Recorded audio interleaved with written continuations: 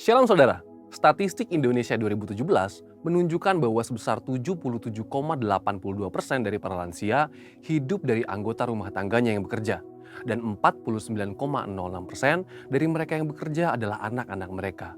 Sehingga banyak dari anak-anak muda generasi Yeremia sekarang yang mengalami tekanan keuangan yang sangat berat. Mereka kesulitan bukan karena tidak mampu bekerja untuk memenuhi kebutuhan, tetapi karena terhimpit seperti sandwich oleh tuntutan dari generasi di atasnya dan dari bawahnya seperti dirinya sendiri, istri atau suaminya, dan anak-anak mereka.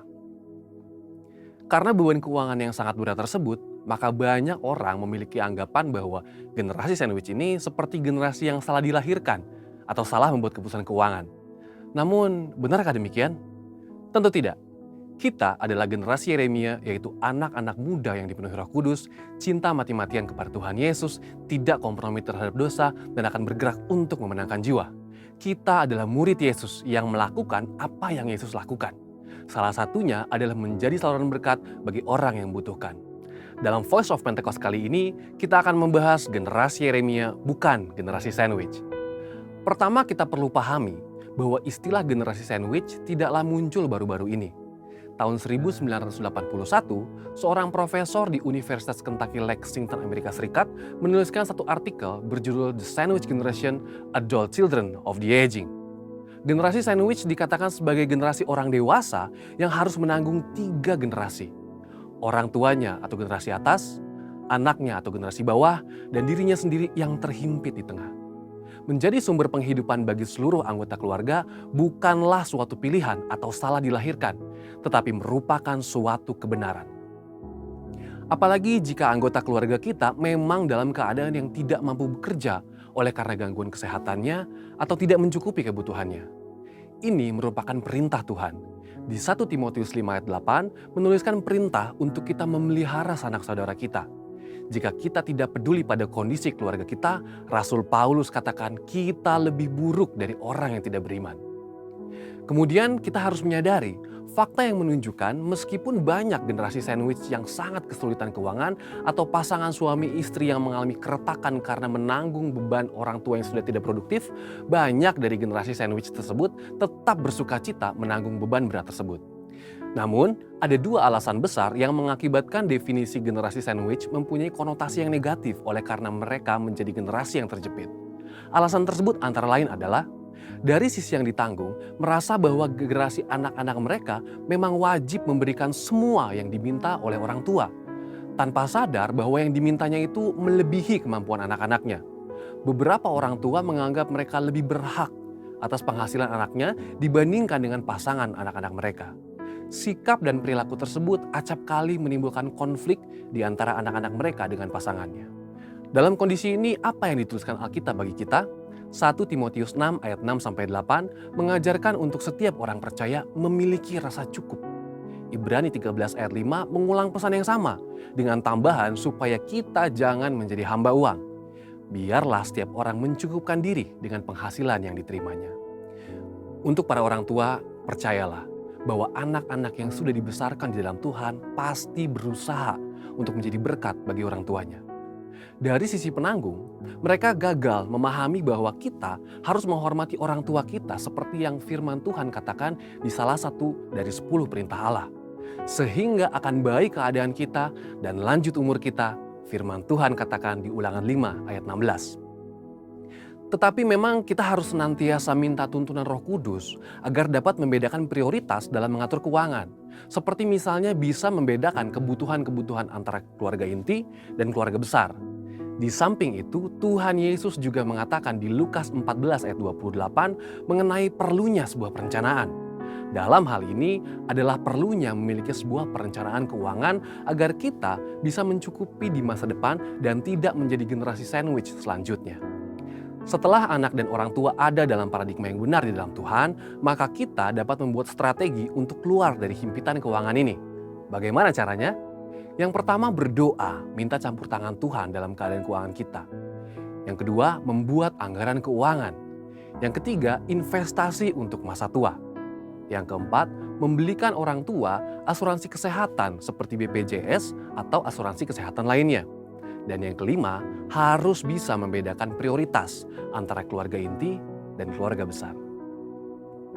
Jadi, tetaplah menjadi saluran berkat bagi keluarga saudara, bukan karena keterpaksaan, tetapi dengan kerelaan hati. Oleh kuasa Roh Kudus, generasi yang terjepit ini akan diangkat menjadi generasi Yeremia yang memberkati banyak orang. Ada janji Tuhan dalam Yeremia 17 ayat 7, diberkatilah orang yang mengandalkan Tuhan, yang menaruh harapannya pada Tuhan. Saudara, untuk penjelasan lebih lengkapnya dari tim teologi kami, silakan buka link yang ada di atas atau scan QR Code yang tersedia. Maranatha, Tuhan Yesus memberkati.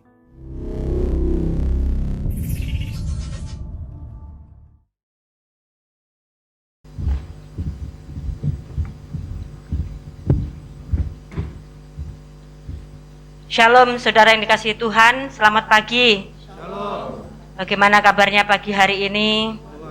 Puji Tuhan. Sebelum kita mulai ibadah, mari kita bangkit berdiri untuk mendeklarasikan Mazmur 91. Dalam lindungan Allah, orang yang duduk dalam lindungan yang maha tinggi dan bermalam dalam naungan yang maha kuasa akan berkata kepada Tuhan, tempat perlindunganku dan kubu pertahananku, Allahku yang ku percayai. Sungguh dialah yang akan melepaskan engkau dari jerat penangkap burung, dari penyakit sampar yang busuk. Dengan kepaknya ia akan menudungi engkau, di bawah sayapnya engkau akan berlindung. Kesetiaannya ialah perisai dan pagar tembok. Engkau tak usah takut terhadap kedahsyatan malam, terhadap panah yang terbang di waktu siang, terhadap penyakit sampar yang berjalan di dalam gelap, terhadap penyakit menular yang mengamuk di waktu petang.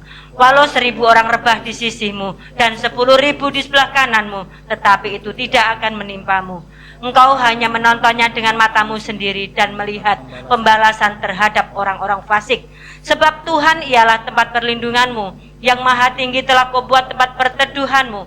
Malapetaka tidak akan menimpa kamu dan tulah tidak akan mendekat kepada kemahmu. Sebab malaikat-malaikatnya akan diperintahkannya kepadamu untuk menjaga engkau di segala jalanmu.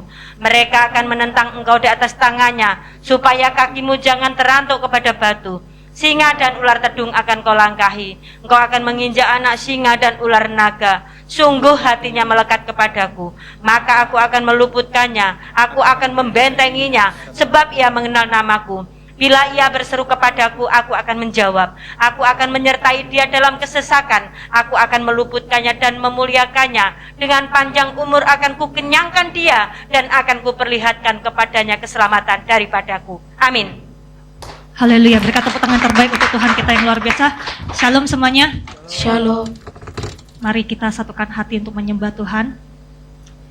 Shikira barata kala barata kala bashikala barata kala barata kala bashikela barata kala. Kura barata kala barata kala barata kala bashakala barata kala bashikela barata kala bash.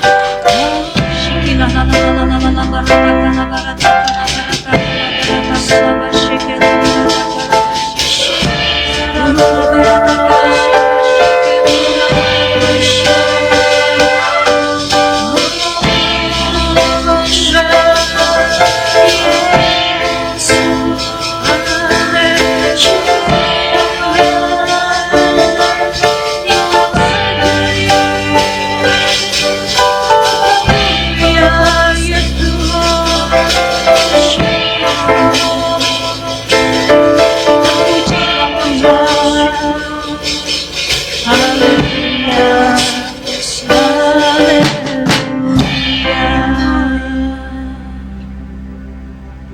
Terima kasih ya Bapa, oleh kebaikan-Mu Tuhan kami bisa hadir di rumah Tuhan. Berkati Tuhan setiap kami Tuhan, bahkan teman-teman kami Tuhan yang akan mengikuti Tuhan ibadah online Tuhan dimanapun mereka berada ya Bapa.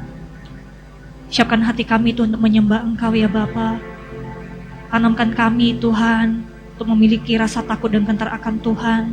Sungguh-sungguh mencari wajah Tuhan, melakukan kebaikan, melakukan kebenaran Tuhan di dalam kehidupan kami ya Bapa. Ampuni Tuhan jikalau kami melakukan Tuhan hal-hal yang tidak berkenan Tuhan di hadapan-Mu ya Bapa. Tapi kami percaya oleh kasih setia-Mu Engkau sungguh mengasihi Tuhan setiap kami ya Bapa. Bapa, kami rindu Tuhan, biarlah kehidupan kami Tuhan selalu dituntun Tuhan oleh Engkau ya Bapa. Engkau menjumpakan kami Tuhan dengan orang-orang yang baik Tuhan di dalam kehidupan kami ya Bapa. Bisa saling membangun, saling menguatkan ya Bapa. Dan kami percaya ya Bapa, ada sesuatu yang indah yang akan Tuhan kerjakan Tuhan di dalam kehidupan kami, di dalam nama Tuhan Yesus Kristus. Pertama kami bersyukur Tuhan, kami diizinkan oleh Tuhan untuk masuk Tuhan di bulan Desember ini ya Bapa, di mana bulan yang penuh dengan sukacita ya Bapa. Kami percaya Tuhan akan memberikan kesatuan hati, keunitian Tuhan di tempat ini ya Bapa. Sehingga Tuhan setiap umat-umat-Mu yang setia ya Bapa, kami percaya itu berharga Tuhan di hadapan-Mu ya Bapa. Urapi kami Tuhan, lindungi kami ya Bapa, sehingga kami jauhkan Tuhan dari yang jahat ya Bapa. Terima kasih ya Bapa buat kebaikan-Mu dan kemurahan-Mu Tuhan. Kami percaya pada saat kami memuji dan menyembah Engkau ya Bapa, pintu surga itu terbuka Tuhan bagi setiap kami ya Bapa. Sehingga Tuhan kami yang sakit Tuhan akan sembuhkan Tuhan oleh udara Yesus. Yang berbeban berat ya Bapa, yang kehilangan pengharapan, kami percaya Tuhan akan memberikan pengharapan yang baru. Tuhan akan memberikan jalan keluar. Tuhan akan memberikan kemenangan bagi setiap kami di dalam nama Tuhan Yesus Kristus. Terima kasih ya Bapa, terima kasih ya Roh Kudus, beracarlah Tuhan di tengah-tengah kami. Di dalam nama Tuhan Yesus Kristus, kami mengucap syukur dan berdoa, kita sama-sama katakan amin. Berikan tepuk tangan terbaik untuk Tuhan kita yang luar biasa. Silakan duduk di dalam hadirat Tuhan. Shekelaba, shekelaba, haleluya, haleluya, Yesus, Engkau ajaib, Engkau mulia, Yesus, haleluya.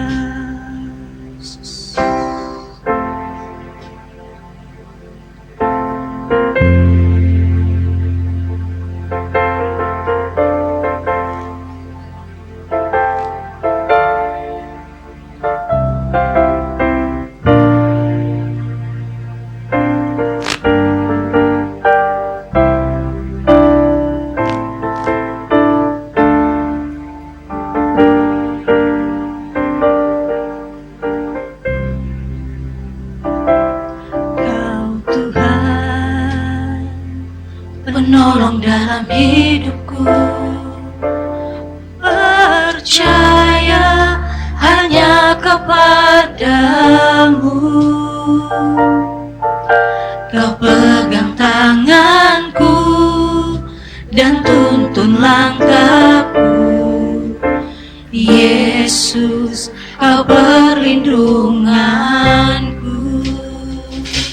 Kau Tuhan, kekuatan dalam hidupku, penolongku dalam kesesakan. Kau gunung batuku dan pertahananku, Yesus, Kau kemenanganku. Yesus, padamu ku berseru, Kaulah penyelamatku. Terpujilah Kau Tuhanku, ku memuji nama-Mu sepanjang umur hidupku.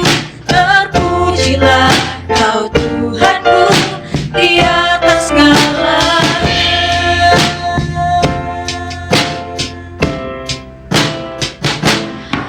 Kau Tuhan, penolong dalam hidupku, ku percaya hanya kepadamu. Pegang tanganku dan tuntun langkahku, Yesus, Kau perlindunganku. Kau Tuhan, kekuatan dalam hidupku, penolongku dalam kesesakan. Kau gunung batuku dan pertahananku, Yesus, Kau kemenanganku. Yesus, padamu ku berseru,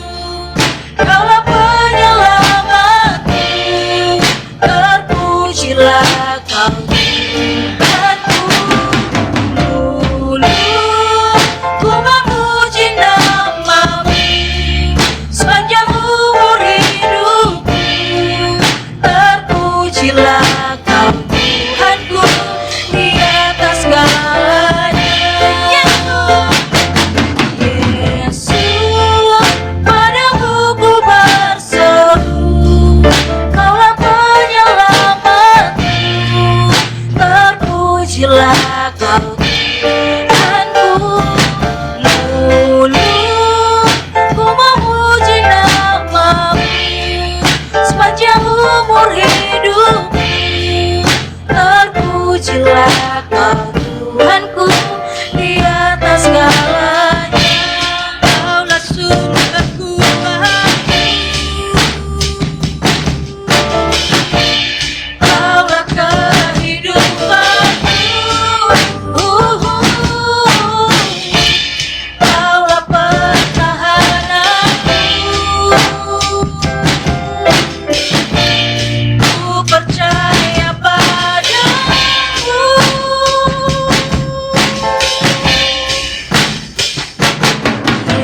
Yesus, padamu ku berseru. Kaulah penyelamatku, terpujilah Kau Tuhanku. Mulutku memuji namamu sepanjang umur hidupku. Terpujilah Kau Tuhanku di atas segalanya.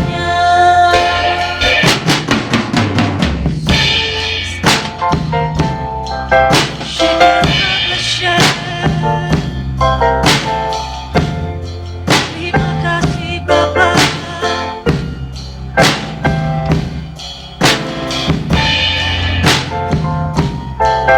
Haleluya.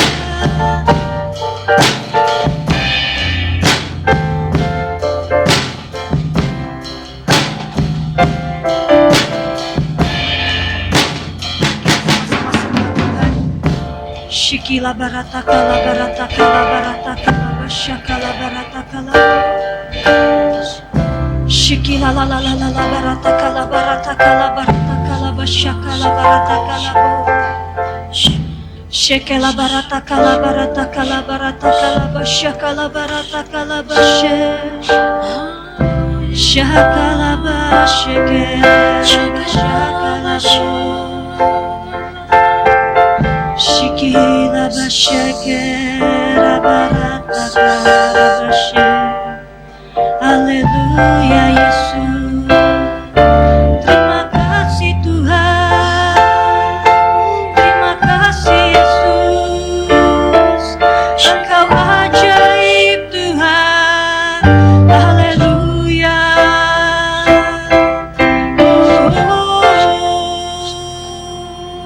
Shekela bashe. Terima kasih Bapa. Terima kasih Yesus. Terima kasih ya Bapa. Begitu Engkau sungguh luar biasa Tuhan dalam hidup kami Tuhan. Dan kami percaya Tuhan, ada penyertaan yang sempurna Tuhan di dalam hidup kami ya Bapa. Dan kami percaya Tuhan, bukan karena kebetulan Tuhan kami bisa berada Tuhan di tempat ini ya Bapa. Bangun kami Tuhan dengan roh-Mu Tuhan yang bernyala-nyala Tuhan Kau curahkan bagi kami ya Bapa. Dan kami percaya kami pulang dari tempat ini ada sesuatu yang baru Tuhan yang Tuhan berikan Tuhan bagi kami. Shikila barata kala basyakala barata kala. Saya mengundang kita semuanya untuk bangkit berdiri bersama-sama. Mari angkat kedua tangan kita. Bagi yang bisa bahasa roh, ayo kita bangun roh kita bersama-sama di tempat ini. Shakala la la la la la barata kala barata kala barata kala barata kala barata kala barata kala basyakala. La la la la la la la la la la la la la la barata kala la la la la barata kala barata kala barata kala basyakala la la la la barata kala.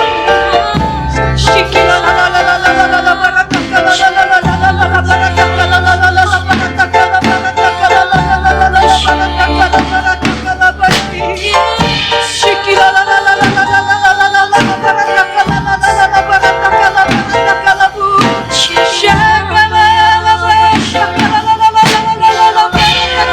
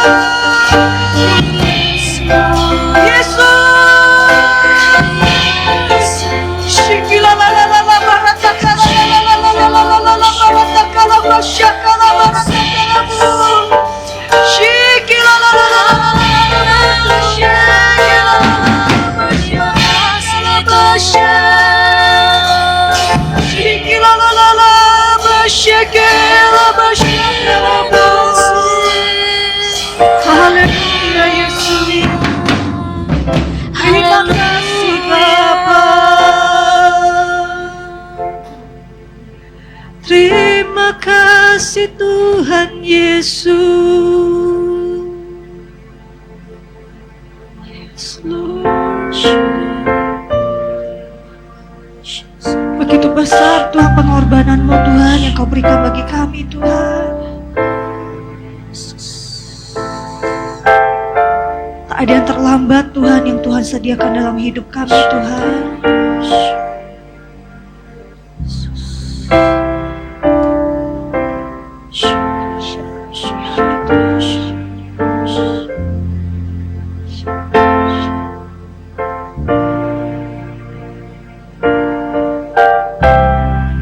Yes Lord, Jesus Tuhan.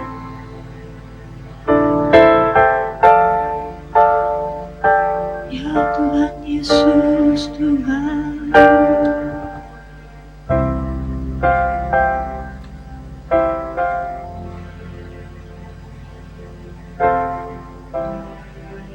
Sungguh besar pengorbananmu bagiku, terlalu dalam untuk dimengerti. Sungguh besar, sungguh indah yang Kau pikirkan tentangku, tak terselami bagiku. Sungguh indah,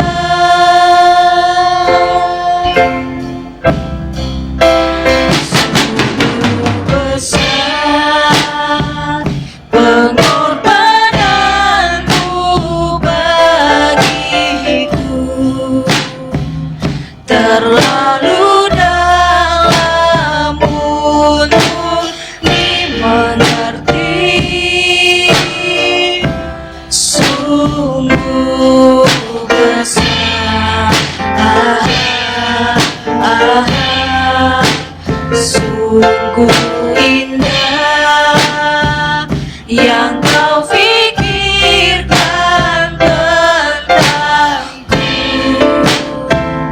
tak terselami bagiku. Sungguh indah, sungguh besar, sungguh besar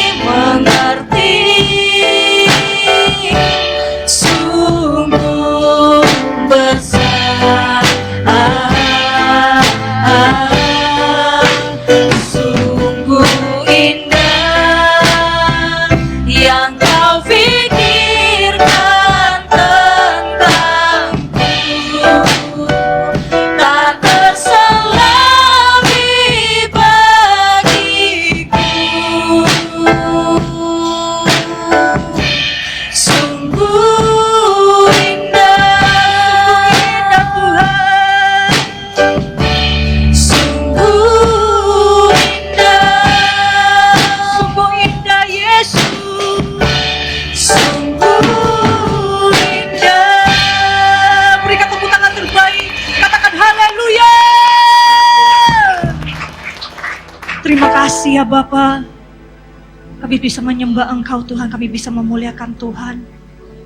Ini semua bukan karena hebat dan gagah kami Tuhan, ini karena kebaikan Tuhan sehingga kami bisa berkumpul di tempat ini untuk menyenangkan hati-Mu ya Bapa.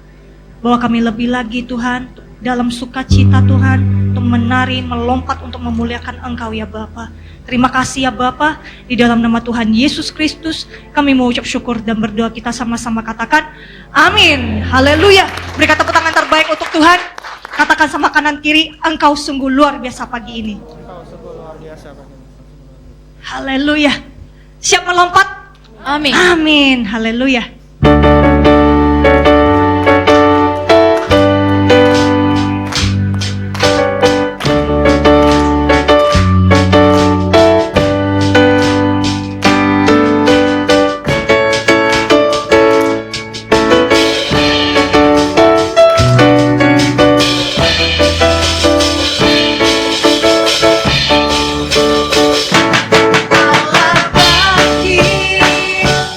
Bersorak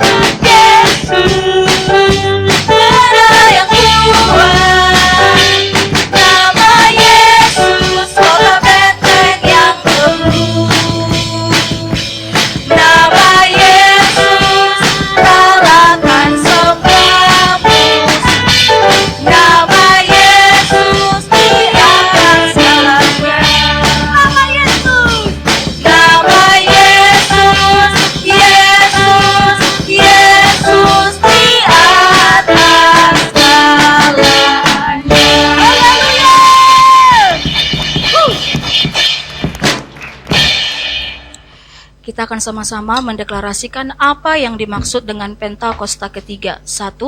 Pentakosta ketiga adalah pencurahan Roh Kudus yang dahsyat di zaman now, melebihi yang terjadi di Azusa Street. 2. Pentakosta ketiga akan mengakibatkan penaian jiwa yang terbesar dan terakhir sebelum Tuhan Yesus datang kembali. 3. Pentakosta ketiga akan membangkitkan generasi Yeremia, yaitu anak-anak muda yang dipenuhi Roh Kudus, cinta mati-matian kepada Tuhan Yesus, tidak kompromi terhadap dosa, dan akan bergerak untuk memenangkan jiwa. 4. Pentakosta ketiga lahir di Indonesia dan bergerak ke bangsa-bangsa. Gerakan ini dari timur ke barat dan akan kembali ke Yerusalem. 5. Pentakosta ketiga akan memberikan kuasa untuk menyelesaikan amanat agung, dan setelah itu Tuhan Yesus datang kembali. Amin. Haleluya. Silakan duduk di dalam hadirat Tuhan. Ini waktunya kita akan memberi yang terbaik untuk pekerjaan Tuhan di tempat ini.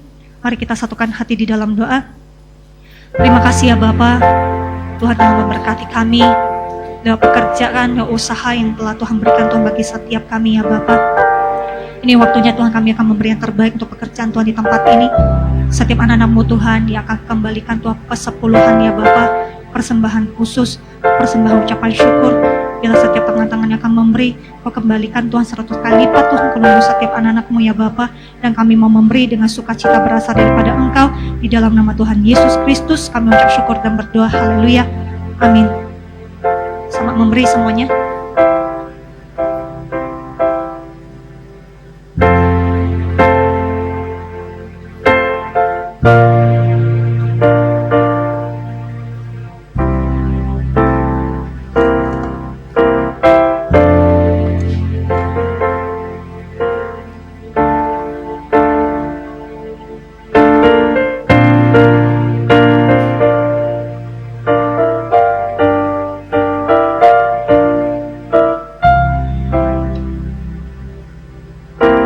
Yesus, Kau sungguh baik. Yesus, namamu indah. Yesus, ku cinta Kau selalu, ku tinggikan, ku agungkan selamanya. Yesus, Kau sungguh baik. Yesus, namamu indah.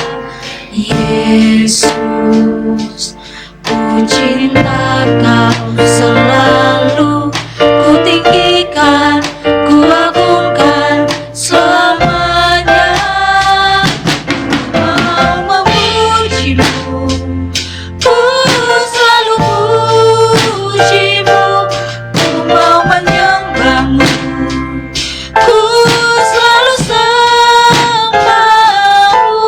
Kau yang layak terima semua puji.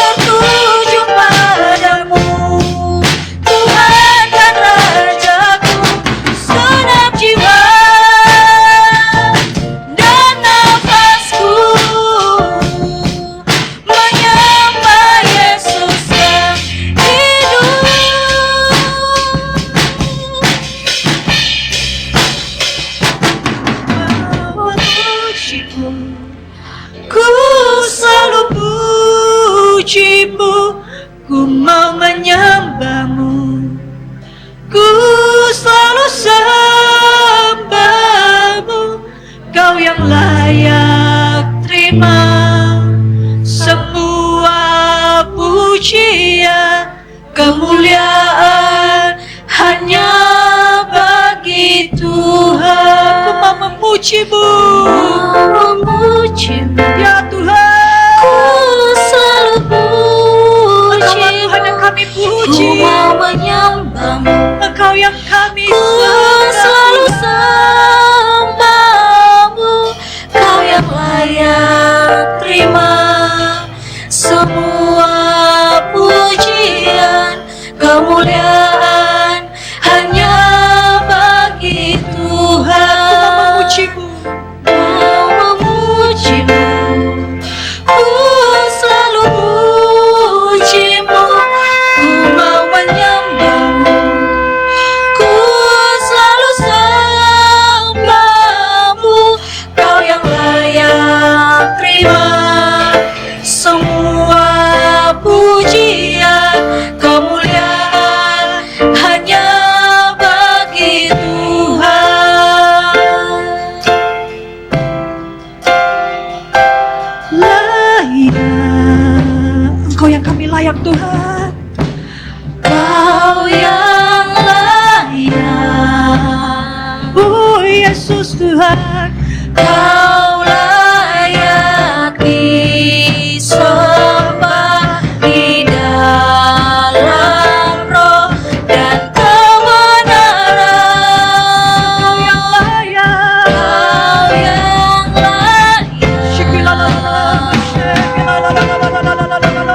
Kau yang layak. Di dalam hadirat Tuhan saya mengundang kita semua Kau layak Kita mau melayakkan Tuhan. Kita mau meninggikan Dia. Ya Tuhan, selamanya. Ya Tuhan Yesus. Kau yang layak, Kau yang layak, Kau layak disembah di dalam roh dan kebenaran. Kau yang Kami mengundang Pastor layak, Erwin.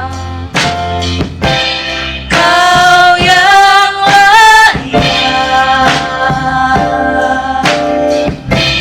Kau layak disembah, ditinggikan untuk selamanya. Katakan lebih sungguh-sungguh lagi, Kau yang layak. Kau yang layak, Kau layak Tuhan. Kau yang layak, Kau sungguh layak Yesus. Kau layak disembah di dalam roh dan kebenaran. Kau yang layak, Oh Yesus, Kau yang layak, Kau sangat amat layak. Kau layak disembah, ditinggikan untuk selamanya. Kau yang layak. Ditinggikan, Kau yang layak ditinggikan. Kau yang layak ditinggikan, Kau yang layak ditinggikan. Kau yang layak ditinggikan Untuk selama-lamanya. untuk selamanya. Beri kemuliaan buat Tuhan. Haleluya. Oratakar rabas tekira rabas syakara dabayara labasyanda. Hinatakara rabas shikira labas shikina namasye. Hamba sekira natakara rabas shikira rabasya. Hupala takana nataya labara takara rabasya. Jesus, Jesus, Jesus. Shakina glory, Shakina glory. Himase kunatakana namase natakara rabasya. Jesus, Jesus. Yes, Lord. Terima kasih. Kami bersyukur buat segala kebaikan Tuhan, buat segala kemurahan Tuhan, buat segala pemeliharaan Tuhan. Terima kasih Bapak. Kami boleh hadir di rumah, di gereja ini, karena undangan. Kau berikan kami kesehatan, kekuatan, kesempatan, kehausan, bahkan kerinduan untuk mencari wajah Tuhan. Kami tahu undangan ini ingin memberkati kami. Terima kasih. Terima kasih Bapa di surga. Urapi anak-anakmu dengan Roh Kudus-Mu, sehingga kami mengerti, memahami isi hatinya Tuhan. Dan kami boleh pulang membawa berkat-berkat sorgawi. Urapi hamba-Mu yang akan menyampaikan isi hati-Mu dengan perkataan sederhana, tapi penuh kuasa sorga. Sehingga pada saat isi hati Tuhan disampaikan, firman kebenaran Tuhan dinyatakan, kami semua diperbaharui. Dan kami percaya, kami akan semakin dibentuk menjadi ciptaan baru di dalam Tuhan. Dan semakin segambar dengan Yesus di dalam nama Tuhan Yesus. Terima kasih Bapa, berbicaralah. Berbicaralah. Kami siap duduk diam dalam hadirat-Mu untuk mendengarkan isi hati Tuhan. Segala hormat, pujian, kuasa, kemuliaan, kemasyuran hanya bagi-Mu. Di dalam nama Tuhan Yesus Kristus, kami mengucap syukur dan berdoanya. Siap mendengarkan firman Tuhan, sama-sama katakan, amin. Silakan duduk Bapak Ibu, saudara-saudari sekalian. Shalom. Tuhan Yesus baik, amin. Puji Tuhan. Hari ini kita akan belajar sesuatu yang baru lagi, yang dari Tuhan. Dan kemarin, minggu lalu kita sudah belajar tentang ibadah yang sejati. Ternyata itu menjadi acuan kita, panduan kita, apa gunanya ibadah. Apa keberuntungan daripada ibadah. Ternyata ada hal-hal baik dalam ibadah. Hari ini kita akan belajar lebih lagi. Tapi sebelum kita mulai, saya mau kasih satu ilustrasi sedikit. Di dalam salah satu kompetisi saintis internasional, gitu ya. Jadi ada saintis kompetisi internasional, ya, yang dilakukan di Swedia. Di situ banyak berkumpul para ilmuwan untuk mendapatkan hak paten tingkat internasional. Dan mereka mempresentasikan apa yang mereka temui, mereka temukan, sehingga diakui secara dunia, tingkat dunia. Lalu ketika kompetisi itu dimulai, ada satu orang Jepang naik ke panggung. Dia mempresentasikan alat bagaimana manusia bisa berkomunikasi sekalipun jarak jauh. Mereka bisa saling berbicara. Dan alat temuan tersebut dinamakan telepon. Wah, para ilmuwan bertepuk tangan. Dan ilmuwan Jepang ini mendapat hak paten tentang pesawat telepon.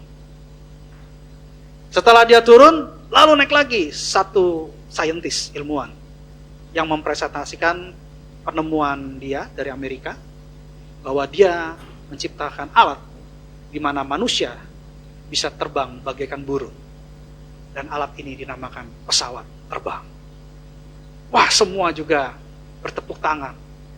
Karena ilmuwan yang lain mengakui penemuan ini dan diberikan hak paten buat Amerika. Setelah dia turun, naiklah saintis dari Indonesia. Dia mempresentasikan satu temuan dia. Alat bisa menembus kaca, bisa menembus dinding, bisa menembus besi, sekalipun baja. Dan dia namakan penemuannya adalah pintu. Semua orang bertepuk tangan juga, karena tidak ada yang bisa menembus sebuah ruangan tanpa sebuah pintu. Kalau dulu kita pernah belajar tentang anak kunci, tapi jangan lupa, jendela tidak butuh anak kunci. Jendela butuh kunci, tapi tidak butuh anak kunci. Yang butuh anak kunci adalah pintu. Hari ini kita akan belajar tentang tema khotbah dari Tuhan, akulah pintu. Ini hal yang menarik. Kenapa? Karena sebelumnya saya tidak mengerti waktu saya dituntun oleh Roh Kudus untuk membawakan ini. Karena saya kira ini satu firman yang pernah kita pelajari, dan menurut saya tidak ada yang perlu kita ulang untuk pewahyuan yang baru. Ternyata ketika kita mendapat kasih karunia dari Tuhan, itu harus kita jalankan terus-menerus dan tidak boleh berhenti. Dalam penggalian harta benda sorgawi, kita tidak boleh berhenti. Kita harus terus-menerus sampai kita nanti disempurnakan. Gitu. Jadi saya tanya sama Tuhan, apa yang tersembunyi yang Tuhan mau sampaikan hari ini? Kitabnya diambil dari kitab Yohanes, karena kitab Yohanes cukup menarik. Kalau kita tahu kitab Injil ada 3, Matius, Markus, Lukas. Dan sebenarnya banyak juga ahli teologi mengatakan bahwa kitab Injil ada yang keempat, yaitu Yohanes. Apa yang ditulis di Yohanes belum tentu tertulis di Matius, Markus, dan Lukas. Jadi kitab Yohanes cukup menarik untuk dibahas. Dan di dalam kitab Yohanes, itu ada 7 perkataan dari Tuhan Yesus sendiri tentang akulah. Di Yohanes 6, Yesus mengatakan akulah roti kehidupan. Di Yohanes 8, Yesus mengatakan akulah terang dunia. Itu yang kedua. Di Yohanes 10, Tuhan Yesus mengatakan akulah pintu dan akulah gembala baik. Di Yohanes pasal 11, Tuhan Yesus mengatakan akulah kebangkitan dan hidup. Di Yohanes 14 yang ke-6, Tuhan Yesus mengatakan akulah jalan, kebenaran, dan hidup. Dan perkataan akulah yang ke-7 di kitab Yohanes ada di Yohanes pasal 15. Akulah pokok anggur. Tetapi dari 7 perkataan Yesus untuk menyatakan bahwa akulah, hanya satu perkataan yang diawali dengan truly, truly. Artinya benar-benar. Dan diterjemahkan dalam LAI, terjemahan TB, LAI, Lembaga Alkitab Indonesia, diterjemahkan sesungguhnya. Pernyataan Tuhan Yesus yang lain tidak ada perkataan benar-benar. Makanya saya baru mengerti kenapa Roh Kudus mengizinkan kita hari ini belajar tentang statement Tuhan yang luar biasa. Tentang akulah itu. Kita langsung saja kita buka ayatnya, Yohanes 10 ayat 7. Yohanes 10 ayat 7. Demikianlah firman Tuhan. Maka kata Yesus sekali lagi, aku berkata kepadamu, sesungguhnya akulah pintu ke domba-domba itu. Tolong dikasih lihat yang King James Version, biar lebih jelas. Ini sesungguhnya ya. Nah, di sini dikatakan verily, verily. Tapi ada beberapa terjemahan, kalau di New King James ada di situ. NKJV-nya ada nggak? Itu NKJV ya. Kalau NLT ada NLT. Atau terjemahan, berarti saya, kalau yang itu Amplified Bible ada di situ. MP. Nggak ada ya. Nah itu kalau saya belajar, ternyata banyak yang verily, verily atau benar-benar. Kalau saya belajar banyak Alkitab, Bapak Ibu Saudara-saudari sekalian. Jadi saya mau gali dari terjemahan-terjemahan lain. Jadi salah satunya memang ada yang menulis verily atau truly, truly. Dalam terjemahan baru di Alkitab kita itu sesungguhnya. Hanya ada 2 kata pengulangan di perkataan ini. Kalau Tuhan Yesus sudah berkata 2 kali, berarti perkataan itu artinya penting. Sangat penting, harus diperhatikan. Makanya saya sangat sekali bersyukur saya bisa membagikan buat kita semua. Artinya buat Bapak, Ibu, Saudara-saudari sekalian dan juga buat saya tentunya. Jadi hari ini kita akan belajar yang luar biasa. Yang mau katakan yes? Puji Tuhan. Ya. Jadi dikatakan, aku berkata kepadamu sesungguhnya akulah pintu ke domba-domba itu. Jadi Yesus menyatakan dirinya adalah pintu. Akulah pintu. Akulah pintu itu. Nah, di sini luar biasa. Bahwa zaman dulu, pada zaman itu, pada saat Yesus hidup, banyak sekali gembala yang membawa domba-dombanya ke padang rumput untuk mencari makan. Jadi kalau zaman sekarang, kebanyakan, yang sekarang ya, kebanyakan gembalanya membawa rumput ke dombanya. Kalau zaman itu, zaman pada saat itu, dombanya digiring sama gembala untuk ke padang rumput. Jadi beda. Kalau peternakan yang sekarang, itu truk sudah bawa rumput, lalu dia berjalan, dia kasih rumput, dombanya makan, sapinya makan. Tapi kalau zaman dulu, domba itu harus digiring keluar mencari padang rumput yang hijau. Nah, permasalahannya, kalau malam hari itu terdapat banyak binatang buas. Jadi mereka membuat satu tempat gitu ya untuk mengumpulkan domba, sehingga pintunya adalah gembalanya. Jadi kandang sementara si domba itu bukan ada pintunya, tidak seperti bayangan kita sekarang sebuah kandang yang punya pintu. Tapi yang jadi pintu itu adalah gembalanya. Dia berjaga di pintu keluar masuk itu. Tidak ada daun pintu, tapi pintu itu adalah gembala. Dan Yesus mengatakan, akulah pintu ke domba-domba itu. Lanjut di ayat 8. Semua orang yang datang sebelum aku adalah pencuri dan perampok. Dan domba-domba itu tidak mendengarkan mereka. Artinya apa? Domba-domba yang tidak mendengarkan suara Tuhan, suara gembalanya, dia bukan dombanya Tuhan. Domba Tuhan, dia pasti mendengarkan suara Tuhan. Domba pasti mengenal gembalanya. Pasti. Dulu kita pernah khotbahkan ya, domba mendengar suara gembala. Jadi di video itu ada turis dibawa ke kandang domba gitu ya, disuruh panggil domba. Mereka coba panggil dengan berbagai macam suara, dombanya nggak ada yang mau datang, nggak ada yang mau menghampiri turis-turis itu. Tapi ketika gembalanya ada di tengah padang, di tengah kandang, banyak dombanya itu dia panggil, dia kasih suara-suara, tiba-tiba dombanya datang kumpul keliling gembalanya. Jadi Tuhan mau kasih tahu, kita sebagai dombanya Tuhan, kita harus dengarkan suara Tuhan. Kita kenal suara Tuhan. Kita tahu maunya Tuhan. Kita tahu apa yang Tuhan tuntun buat kita. Itu domba-dombanya Tuhan. Tapi domba yang tidak mendengar suara Tuhan, ini baru masalah. Tapi saya percaya di sini nggak ada, puji Tuhan. Amin. Nah, sekarang siapa pencuri dan perampok? Ada yang tahu? Siapa yang dikasih tahu sama Tuhan tentang pencuri dan perampok di sini? Sebelum masuk saya tanya dulu, apa beda pencuri sama perampok?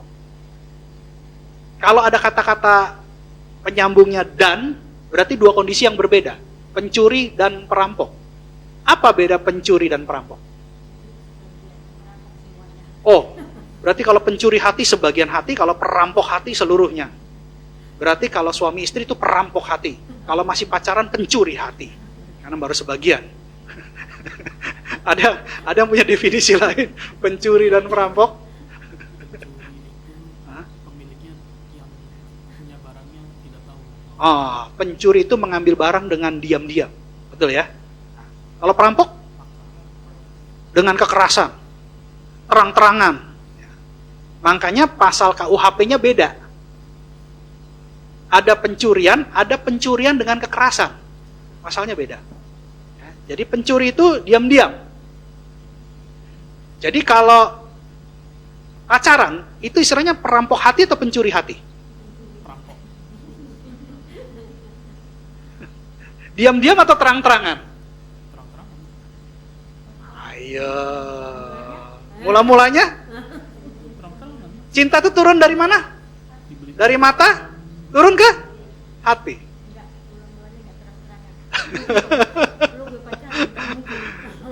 Jadi ada tingkat kriminalitas ya. Ada tingkat kriminalitas dalam pacaran ya. Pencurian dulu baru perampokan gitu ya. Ya, pencurian hati baru perampokan hati ya. Ada tingkat kriminalitas. Nah, Tuhan mengatakan bahwa pencuri dan perampok itu berbeda dengan dia.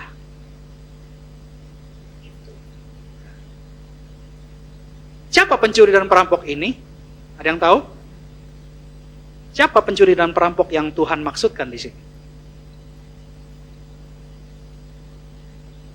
Iblis? Atau siapa? Nah, kita lanjutkan ke ayat berikutnya biar jelas. Biar ada clue.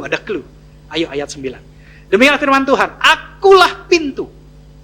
Barang siapa masuk melalui aku, ia akan selamat. Dan ia akan masuk dan keluar dan menemukan padang rumput. Jadi pertanyaannya, siapa pencuri dan perampok ini? Yang dimaksud Tuhan pada saat itu. Artinya kalau tidak masuk melalui Yesus, melalui aku huruf besar sini. Besar. Tidak akan selamat. Kenapa harus melalui Yesus baru bisa selamat? Kan banyak orang-orang yang menjadi panutan agama, keyakinan. Tapi kenapa Yesus berani mengatakan statement ini? Bahwa barang siapa masuk melalui aku, ia akan selamat. Memang dia tidak mengatakan, barang siapa masuk tidak melalui aku, tidak akan selamat. Betul. Tapi dia janjikan, dia kasih statement, barang siapa masuk melalui aku, ia akan selamat. Dia sebagai Tuhan yang tegas, berani menyatakan dirinya, kalau kalian masuk melalui aku, kamu akan selamat. Bukan mungkin selamat. Tapi akan, pasti. Jawaban sesuatu yang buat future, ya buat masa depan, tapi pasti terjadi. Akan selamat. Bukan dikatakan akan mungkin selamat, atau mungkin selamat, tapi akan selamat. Selamat di sini kemana? Masuk surga. Siapa di sini mau masuk surga? Saya sih mau masuk surga. Puji Tuhan. Berarti harus masuk melalui Yesus. Kenapa? Kok berani ya Tuhan Yesus memberi statement yang luar biasa gitu. Banyak yang memperdebatkan, Yesus itu kan manusia. Mana mungkin manusia jadi Allah gitu ya. Banyak di luar sana. Saya tertawa gitu. Memang tidak mungkin manusia menjadi Allah, tapi adalah mungkin Allah menjelma menjadi manusia. Itu otoritasnya Allah.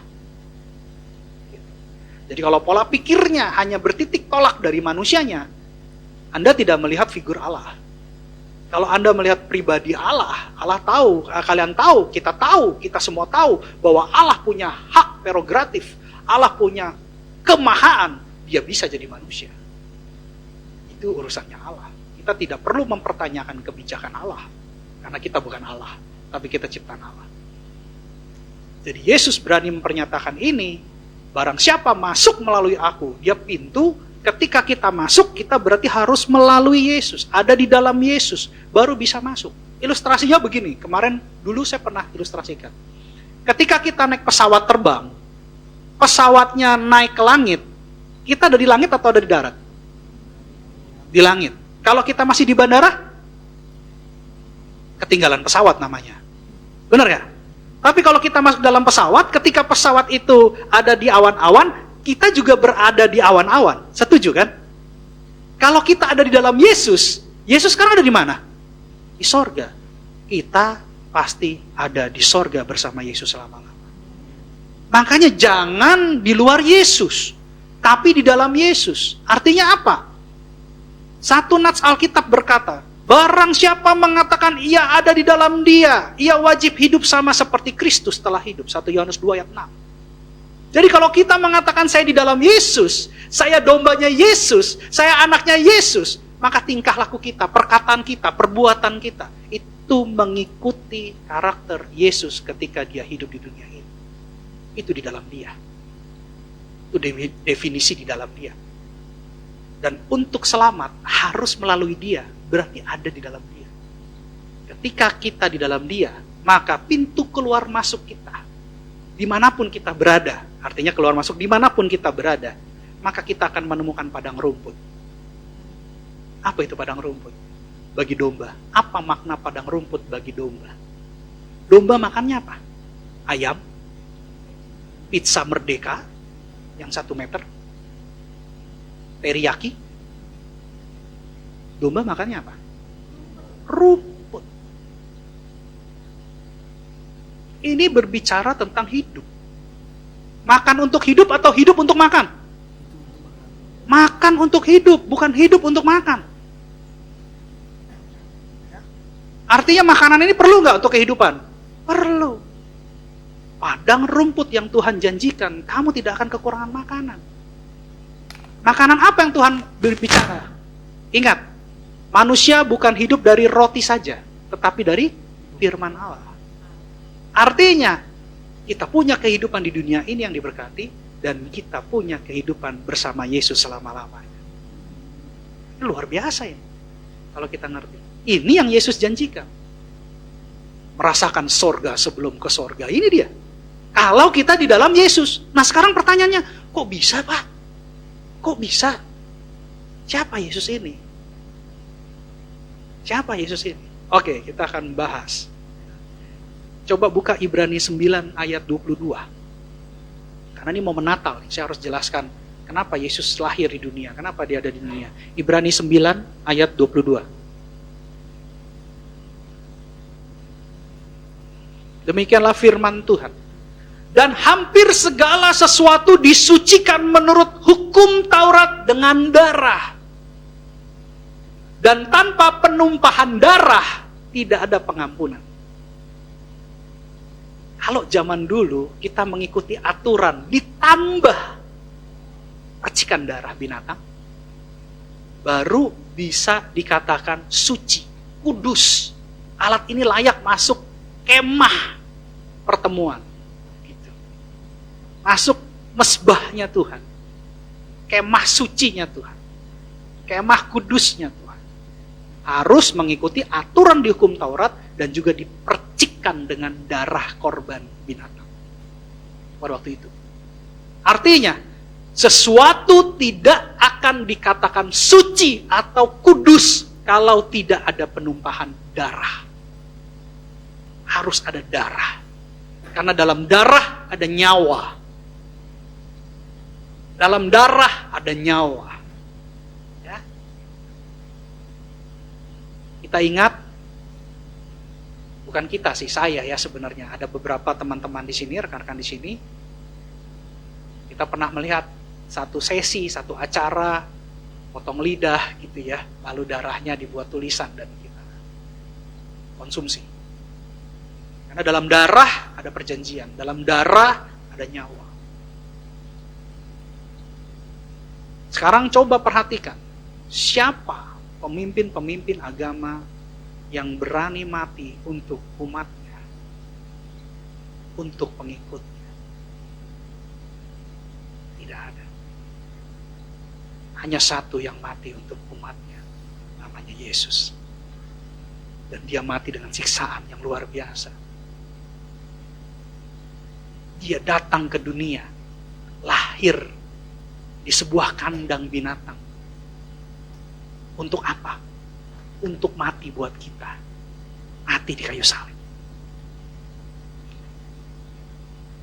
Darahnya untuk menebus dosa kita yang percaya kepadanya. Sehingga tidak ada yang bisa selamat tanpa melalui penumpahan darah.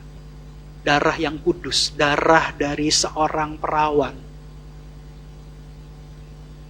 Darah seorang manusia yang tidak melakukan dosa, tidak berbuat dosa. Darah yang benar-benar berharga di sorga. Karena itu, kita harus melalui dia, baru kita akan selamat. Itu penting sekali. Itu sangat penting sekali. Karena itu dia berani menyatakan bahwa barang siapa tidak melalui aku. Dia tidak menyatakan begitu, mohon maaf. Tapi di Alkitab mengatakan bahwa barang siapa yang melalui aku, ia akan selamat. Saya tidak mau jadi kontra dan pro, karena ini ada direkam. Jadi saya harus berbicara dengan hikmat dan sesuai dengan firman. Artinya barang siapa melalui Yesus, dia akan selamat. Yang percaya katakan amin. Ya, siapa pencuri dan perampok itu? Pencuri dan perampok itu pada saat itu adalah pengajar-pengajar palsu. Tadi kita tahu pencuri adalah orang yang mengambil milik orang lain secara diam-diam. Perampok adalah orang yang mengambil milik orang lain secara terang-terangan, bahkan terkadang disertai dengan kekerasan. Itu perampok. Banyak pengajar-pengajar, nabi-nabi palsu yang secara diam-diam mencuri. Dan juga banyak pengajar palsu, nabi-nabi palsu yang berusaha untuk merampok domba-domba. Saya tidak mau jelaskan ilustrasi karena nanti salah paham dengan para hamba Tuhan. Tapi kalian pikir sendiri apa artinya pencuri dan perampok dalam ajaran Yesus. Dalam kasus ini orang Farisi. Pada kasus ini orang Farisi. Nanti bisa dilihat itu kalau di Yohanes 9. Tadi kita belajar Yohanes 10. Yohanes 9 tentang orang buta yang dari lahir. Itu kisahnya seperti itu. Dan Yesus sembuhkan orang buta yang dari lahir. Lalu ditentang oleh orang Farisi dan ahli hukum Taurat. Nanti kalian bisa belajar. Tapi yang jelas, di sini saya mau mengatakan, sesuai dengan firman Tuhan, bahwa tanpa melalui Yesus, kita harus melalui Yesus, baru kita bisa selamat. Lanjut, Yohanes 10 ayat 10. Tuhan Yesus lanjutkan berkata begini. Yohanes 10 ayat 10. Ayat ini cukup famous, ayat ini cukup terkenal. Kita baca sama-sama, 3, 2, 1. Pencuri datang hanya untuk mencuri dan membunuh dan membinasakan. Aku datang supaya mereka mempunyai hidup dan mempunyainya dalam segala kelimpahan. Amin. Jadi para pengajar-pengajar palsu ini, nabi-nabi palsu ini tujuannya hanya untuk mencuri, membunuh, dan akhirnya kita binasa. Kenapa? Saya pernah pelayanan di Tanjung Pinang. Itu banyak sekali anak-anak Tuhan yang tidak mau lagi datang ke gereja karena kecewa dengan hamba-hamba Tuhan. Banyak kasusnya. Jadi mereka akhirnya membuka persekutuan doa sendiri. Jadi bukan gereja, mereka buka persekutuan doa sendiri. Ya, mereka muji jembah, mereka sharing Alkitab, dan mereka tidak mempercayai hamba-hamba Tuhan. Tapi mereka percaya dengan Tuhan. Ini kisah nyata. Waktu Tuhan izinkan saya pelayanan di Tanjung Pinang sekitar 8 bulan, kurang lebih 8 bulan saya pelayanan di sana. Dan di sana saya tiba-tiba diundang masuk, walaupun pertama kali saya hadir itu penuh dengan tatapan curiga. Curiganya gini, jangan-jangan hamba Tuhan ini sama dengan hamba Tuhan yang lain. Saya puji Tuhan, waktu kita naikkan pujian penyembahan, Roh Kudus turun, semua orang dilawat Tuhan. Sampai suaminya yang di atas yang menyediakan tempat itu tidak mau ikut, itu sampai merasakan hadirat itu. Sehingga pada saat pulang, berapa lama kemudian saya di WA, suaminya di atas tanya, itu siapa yang pimpin pujian penyembahan? Itu tembus hadiratnya sampai ke lantai 2. Dan saat itu banyak yang pulih, dan saya kembalikan ke gerejanya masing-masing. Saya tuntut ke gerejanya masing-masing. Ada yang balik ke gerejanya, ada yang balik ke gereja yang lain. Tapi mereka akhirnya mau bergereja. Pelayanan saya sudah selesai, Tuhan izinkan baru ke sini, ke Batam. Jadi ini adalah hal-hal yang memang saya lihat di dunia nyata. Pencuri itu membunuh, membinasakan. Pencuri membunuh, membinasakan. Tapi Yesus datang supaya mereka punya hidup. Kita semua punya hidup. Dan mempunyai dalam segala kelimpahan. Hidup di sini bahasa aslinya adalah zoe. Dalam bahasa Yunani ada 3 hidup. Zoe artinya kehidupan rohani. Bios itu artinya kehidupan jasmani. Psika. Psika itu tulisannya P-S-Y-C-H-E. Tapi dibacanya akhirannya A, intonansinya A, walaupun alfabetnya E. Bacanya psika. Itu secara jiwa. Kehidupan secara jiwa. Kepintaran, kecerdasan, karunia. Nah itu adalah hidup secara jiwa. Jadi ada hidup secara rohani, ada hidup secara jasmani, ada hidup secara jiwa. Makanya ada psikiater. Ada psikolog. Itu asal dari psika. Nah, dalam bahasa ini artinya zoe. Yesus datang supaya kita memiliki zoe, memiliki kehidupan rohani seperti Yesus. Yesus 2000 tahun yang lalu pernah menjadi manusia sama seperti kita. Firman Allah yang menjadi manusia. Karena tidak ada satu orang manusia pun dilahirkan dari seorang perawan sampai hari ini. Firman Allah kudus. Allah maha kudus. Sang pencipta itu maha kudus. Bukan kudus, maha kudus. Ingat, untuk menjadi Allah harus punya kemahaan. Maha benar, maha kasih, ya, maha pengampun, ya, maha kudus, maha kuasa. Itu baru Allah. Manusia tidak punya kemahaan. Maha hadir. Tidak punya kemahaan. Tapi Allah, firman Allah yang maha kudus, menjelma menjadi manusia yang bernama Yesus. Dia lahir. Dia lahir untuk mati buat kita. Keren ya? Keren, pengorbanan dia keren. Dia harta terbaik di sorga, dia harta termahal, anak satu-satunya. Tapi Tuhan Allah sayang sama kita. Dia kirimkan anaknya, lahir di dunia untuk mati buat kita. Menyerahkan nyawanya buat kita. Supaya kita punya hidup zoe, hidup kerohanian yang benar.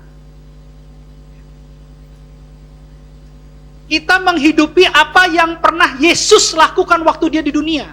Itu namanya kehidupan spiritual, kehidupan rohani. Yesusnya sudah tidak ada, tapi karakter Yesus, pribadi Yesus yang hidup ada dalam diri kita.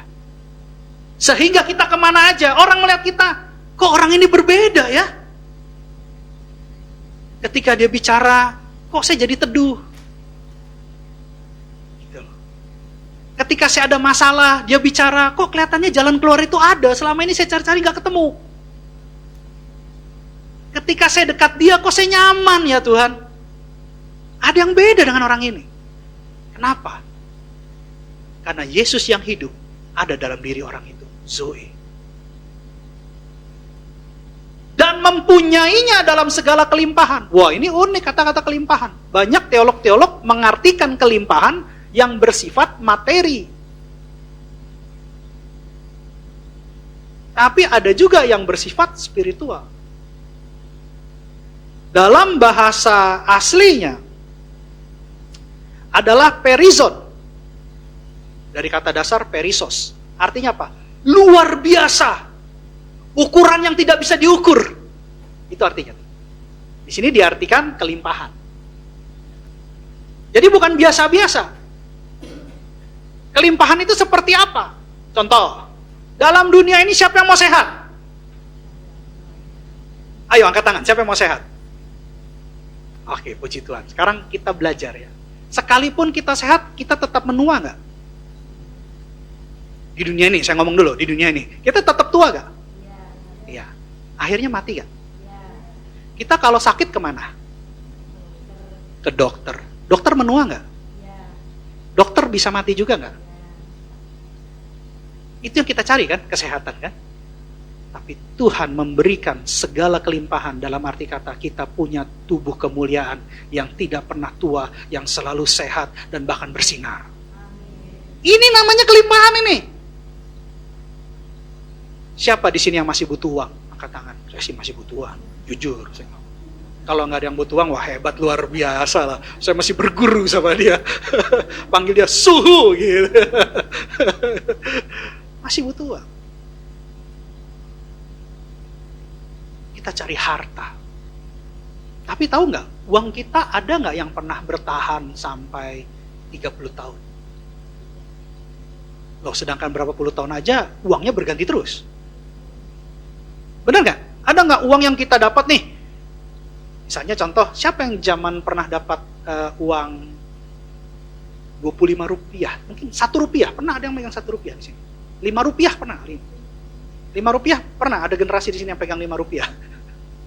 Yang kalau beli es mambo, tahu es mambo itu yang pakai apa, es mambo pakai plastik itu kalau nggak salah 1 perak dapat. Uang jajan saya dulu kalau nggak salah 1 perak. Ikan cupang itu, ikan laga itu 1 perak dapat.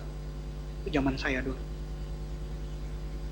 Tapi sekarang bisa nggak belanja di BCS pakai 1 perak kumpulin? Berapa nih? 1.000 ya?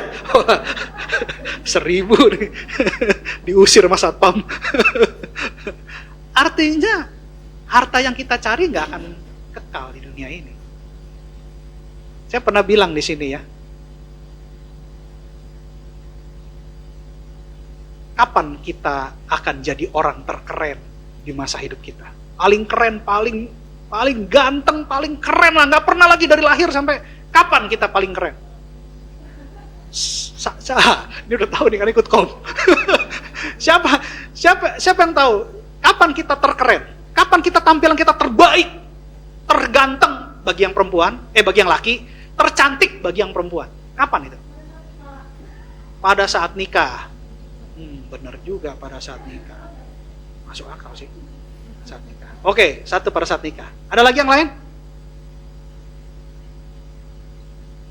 Nanti kita jawab bedanya apa? Pada saat nikah sama saat di dalam peti. Bener gak? Sekarang saya tanya, kalau sekarang banyak gak orang pakai gaun nikah sewa? Banyak. Tapi saya mau tanya, ada gak orang dalam peti pakai jas sewa? Ada yang berani minta balik? Ya, artinya apa? Kalau mau bicara yang paling ganteng, paling cantik, paling keren, ya di saat kita dalam peti. Jasnya baru. Betul? Ya, celana panjangnya baru. Kemeja dasinya baru. Ya, kalau ada lebih dikasih jam tangan baru. Benar ya? Alkitabnya pun pasti baru. Taruh di sini. Itu paling keren. Padahal kita lahir dengan telanjang. Tapi harta yang kita cari yang sebenarnya akan musnah, tidak pernah kekal, Tuhan mau kasih kelimpahan apa? Kelimpahan bahwa kita memiliki Yesus. Harta termahal, harta terindah, harta paling berharga di surga. Ketika kita sibuk asik mengejar harta di dunia, karena kita masih perlu uang, kita masih hidup di dunia, sebenarnya ada harta yang Tuhan mau janjikan yang berkelimpahan, yaitu harta yang terbaik dari surga, yaitu Yesus. Ketika kita miliki Yesus, maka apa yang terjadi? Kita bersama Yesus selama-lamanya di surga. Itu namanya kelimpahan. Perisos. Tapi pertanyaannya bagaimana, Pak? Saya bisa ke arah ini. Ya dong, aplikasinya harus tahu. Bagaimana caranya saya bisa ke arah ini? Saya harus melalui Yesus. Tapi saya nggak ngerti caranya. Saya harus melalui pintu. Pintunya yang mana, Pak? Ada juga pintu gereja. Itu pun saya datang telat kadang-kadang. Puji Tuhan, bertobat. Saya dulu kalau waktu masih jadi jemaat tuh, kalau saya jam berapa ibadah tuh, 5 menit, 10 menit, paling tidak saya udah di situ. Dulu waktu saya pelayanan di Salemba, kami dilatih, jemaat mau datang pada saat lagi doa nggak boleh masuk loh. Suruh tunggu dulu doa selesai baru boleh masuk. Bahkan di gereja yang lama, kalau sudah firman disampaikan, pintu ditutup, nggak dibuka lagi. 5 gadis bijak, 5 gadis bodoh. Tapi di sini ada kasih karunia Tuhan. Cuma saya percaya di sini semua orang menghormati kasih karunia. Ya, jadi kita belajar ke depan untuk diperbaharui lebih lagi. Saya sayang sama kalian, saya mau kalian siap jadi 5 gadis bijak. Ya, oke. Bagaimana caranya? Apa yang dimasukkan dengan hidup yang berkelimpahan dalam versi Alkitab? Oke, kita buka satu ayat penerus, yaitu 2 Korintus 1 ayat 26 sampai 30. 1 Korintus 1 ayat 26 sampai 30. Coba kalian bercermin lewat firman ini. Kalian bercermin ya, masing-masing bercermin ya. Periksa dengan stetoskop firman. Demikianlah firman Tuhan. Ingat saja saudara-saudara, bagaimana keadaan kamu ketika kamu dipanggil. Menurut ukuran manusia, tidak banyak orang yang bijak. Tidak banyak orang yang berpengaruh. Tidak banyak orang yang terpandang. Sebentar, jangan cepat-cepat, pelan-pelan dulu. Yang bijak kita tahu, artinya kita tidak semua orang punya hikmat pada saat kita dipanggil sama Tuhan. Banyak yang tidak bisa membedakan mana tangan kiri, mana tangan kanan. Banyak yang tidak bisa membedakan mana prioritas 1 dan prioritas 2. Tidak bijak. Ya, itu yang pertama. Lalu berpengaruh, artinya tidak banyak pengikut. Banyak dari kita yang bukan pemimpin, tapi kita masih dipimpin waktu kita dipanggil Tuhan. Saya sebelum dipanggil Tuhan, saya masih karyawan. Tapi sekarang puji Tuhan, saya menciptakan lapangan kerja. Banyak dari kita banyak yang seperti itu. Lalu yang ketiga, tidak terpandang. Artinya kita dianggap remeh sama orang. Waktu kita sebelum dipanggil Tuhan, kita bukan siapa-siapa. Ini kondisi kita. Lanjut, ayat berikutnya, ayat 27. Tetapi apa yang bodoh bagi dunia, dipilih Allah untuk memalukan orang-orang yang berhikmat. Dan apa yang lemah bagi dunia, dipilih Allah untuk memalukan apa yang kuat. Lanjut 28. Dan apa yang tidak terpandang dan yang hina bagi dunia, dipilih Allah. Bahkan apa yang tidak berarti, dipilih Allah untuk meniadakan apa yang berarti. Lalu ayat 29. Supaya jangan ada seorang manusia pun yang memegahkan diri di hadapan Allah. Ayat 30 terakhir. Tetapi oleh Dia kamu berada dalam Kristus Yesus, yang oleh Allah telah menjadi hikmat bagi kita. Ia membenarkan dan menguduskan dan menebus kita. Amin. Jadi konsep kebenaran, justification, konsep pengudusan, sanctification, konsep penebusan atau penyempurnaan, glorification ada di ayat ini. Dibenarkan, dikuduskan, dan akhirnya disempurnakan untuk dimuliakan. Ada di konteks ini. Jadi kalau kita mau dapat hidup kehidupan rohani seperti Yesus, kita mulai dengan pengenalan akan Dia.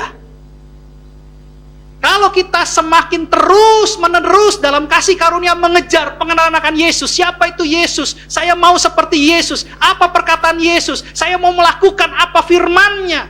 Maka percayalah, kita akan menjadi orang-orang pilihan Allah.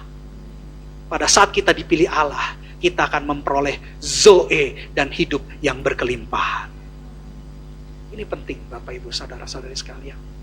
Jangan pernah berhenti, tapi terus menerus dalam kasih karunia Tuhan. Cari Tuhan, kejar Tuhan. Jangan vakum, pasif, diam aja. Jangan. Ada kegiatan apa ikut, dulu saya gitu. Ada seminar apa saya kejar. Ke Singapura, saya pergi ke Singapura. Ke Israel, saya pergi ke Israel. Ke Jakarta, saya ke Jakarta. Lah kalian, di dalam Batam aja kadang-kadang bingung. Saya naik pesawat, saya bayar harga itu untuk kejar wajah Tuhan. Ibaratnya ke tempat lain bisa, masa kejar Tuhan gak bisa? Loh, jangan dong. Kejar Tuhan, cari wajah Tuhan. Saya mau kenal Yesus. Saya mau tahu siapa itu kebenaran. Ajarkan saya Tuhan. Jangan sampai saya salah dalam hidup ini. Saya benar-benar mau dalam kebenaran. Kejar terus, kejar terus, kejar terus. Maka Tuhan akan menampakkan wajahnya di hadapan. Ketika kita mengenal pribadi Yesus, ketika kita mengerti pribadi Yesus, maka percayalah, kita sudah di dalam Dia. Dan ketika dalam Dia, kita punya hidup dan yang dalam kelimpahan. Amin.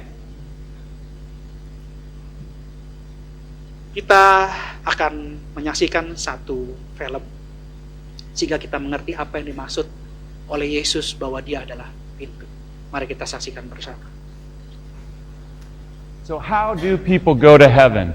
Well, in answering this very important question, Bagaimana Jesus spoke figuratively manusia bisa masuk about one surga? of these, Ini adalah a satu sheep hal yang penting. pen. Ini So a tentang sheep pen is made up of these stone penjaga walls gembala, that come penjaga together domba, and form penjaga domba. a narrow opening. Dia So buat satu before kandang evening sets in, dan the shepherd pintunya gets his sempit, flock into narrow, the protection of a untuk sheep pen, melindungi and then he gembalanya, himself serves as the dombanya. gate to a sheep Sehingga by sitting gembalanya or laying harus in this berdiri narrow di situ, opening duduk di so that situ, nothing can get berjaga di in situ, jadi nggak and ada yang nothing bisa can keluar get dan out masuk without going through the shepherd. tanpa melalui penjaga domba atau gembala.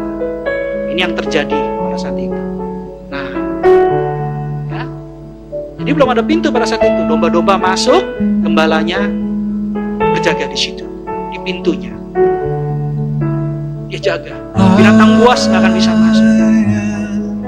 The good shepherd, Karena pencuri, perampok hanya mencuri, membunuh, I membinasakan. lay Dan down mereka tidak akan masuk melalui pintu. for you. I am the gate for the sheep. Enter Akulah pintu buat in, domba-domba. enter in, enter in.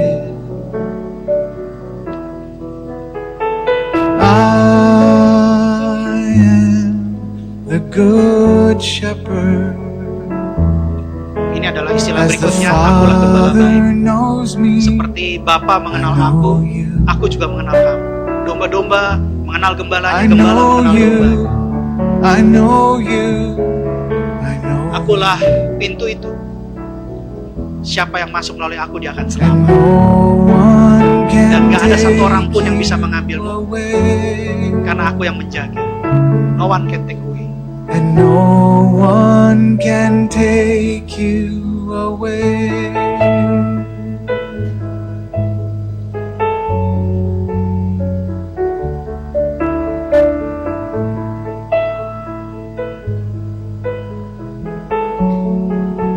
And no one can take you away.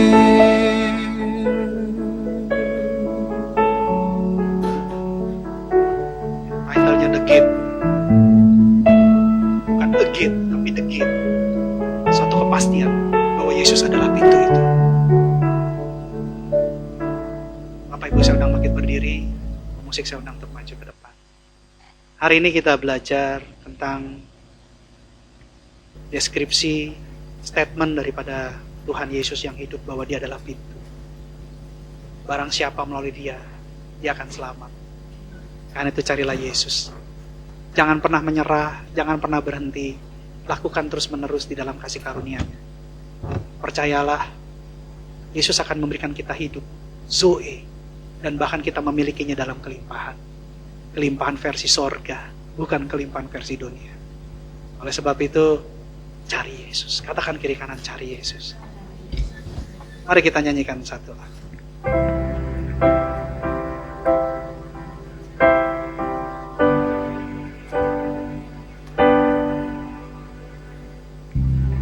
Segala perkaraku ku serahkan padamu, Allah pembelaku.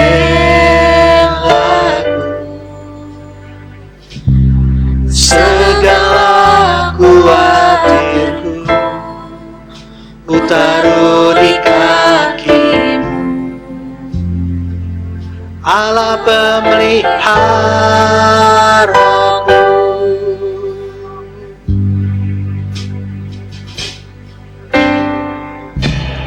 Bila kau yang membuka pintu, tak ada satu pun dapat menutupnya.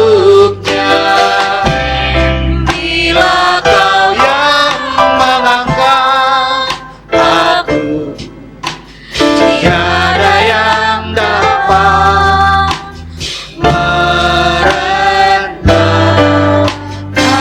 Kita belajar lagu ini dengan hati, kita nyanyikan dari awal. Segala serahkan pada Allah pembelaku. Segala khawatirku ku taruh di kaki Allah pemeliharaku.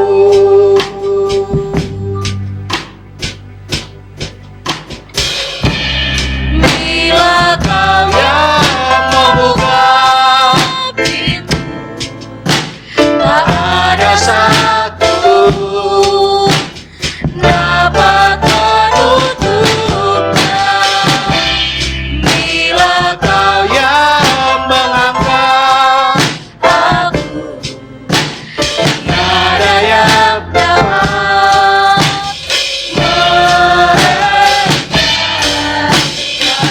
katakan, bila kau yang mengangkat, bila kau yang membuka, bila kau yang membuka pintu,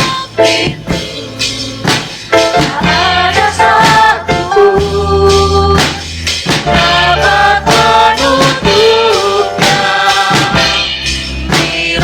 Bila kau yang mengangkat aku, tiada yang dapat.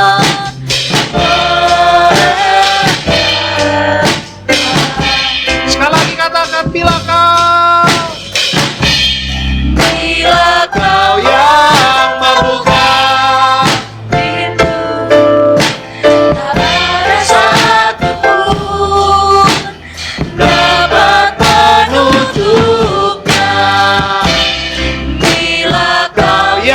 menutupnya.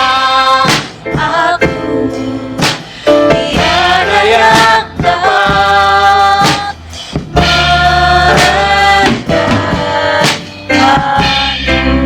Lebih sungguh-sungguh lagi katakan, bila kau yang membuka pintu, tak ada satu pun dapat menutupnya. Bila kau yang mengangkat aku, tiada yang dapat merendahkanku. Masing-masing merenungkan kehidupan sebelum mengenal Yesus. Siapakah kita di hadapan dunia? Kita bukan orang berhikmat. Kita bukan orang berpengaruh. Kita bukan orang terpandang. Tapi kita dipilih oleh Allah. Kita terpilih oleh Allah karena Dia mengasihi kita. Yesus lahir di dunia, mengorbankan dirinya untuk menyelamatkan kita, sehingga kita di sini semua menjadi orang-orang pilihan Allah. Tuhan buka pintu buat kita, dan tidak ada satu kuasa pun yang bisa menutup pintu yang Tuhan bukakan. Tuhan mengangkat kita, dan tidak ada suatu pun yang dapat merendahkan kita. Itu karena Tuhan sayang sama kita. Akulah pintu, kata Tuhan. Barang siapa melalui aku, ia akan selamat, memiliki hidup Zoe, dan memilikinya dalam kelimpahan. Pilih Yesus, kejar wajahnya, cari tahu tentang Dia, minta roh pengenalan akan Dia turun atas kita. Semakin kita mengenal Dia, semakin kita mengerti keberadaan kita di dalam Dia. Lakukan terus menerus, jangan pernah berhenti. Maka percayalah, hidup yang dari Tuhan akan dianugerahkan buat kita semua.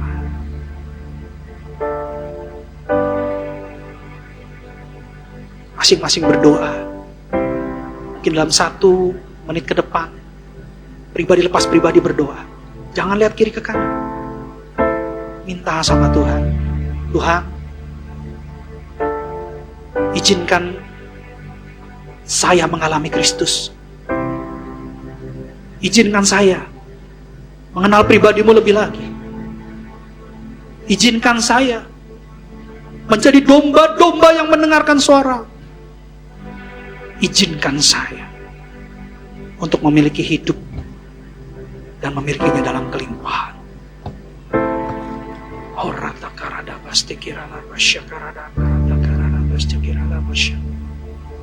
Tuhan Yesus dengar doa-doa mereka. Tuhan Yesus dengar doa-doa mereka. Tuhan Yesus tolong dengar doa-doa mereka. Jawab doa-doa mereka Tuhan. Jawab doa-doa mereka sehingga hidup mereka tidak sia-sia. Tapi ketika mereka mengenal pribadi Yesus, hidup mereka maksimal. Hidup mereka berkualitas. Hidup mereka menjadi berkat buat banyak orang.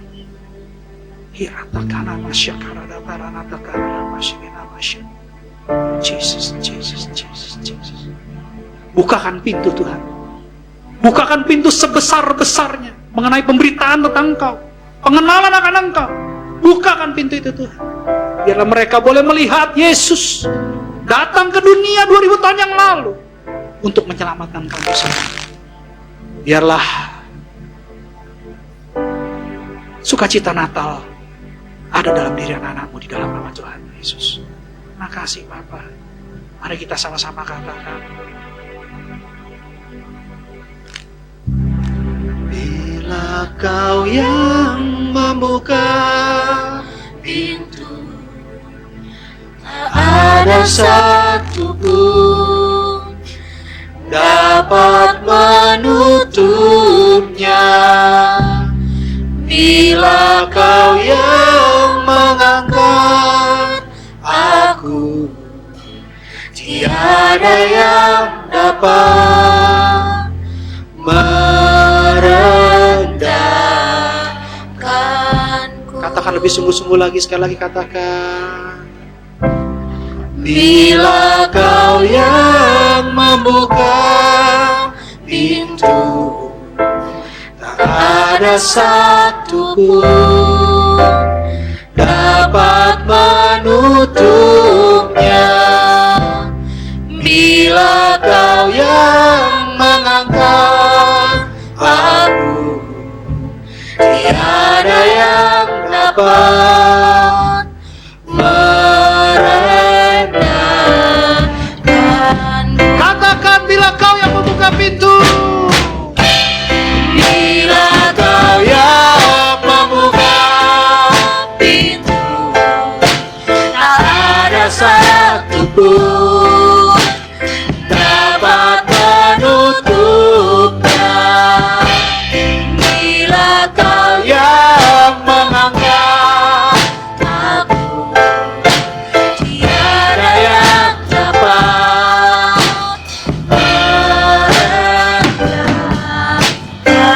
Tiada yang dapat. tiada yang dapat